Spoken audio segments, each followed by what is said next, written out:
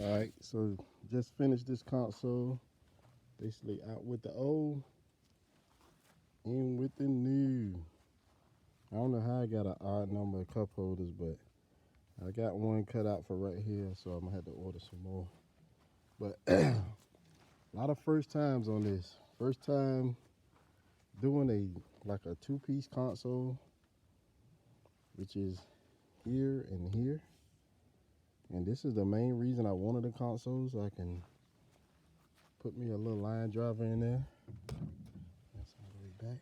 And got me some control switches. I might do LEDs and might use that for cutting my big amps on and off. But yeah, a little bit of detail about 3 different materials. Everything is black.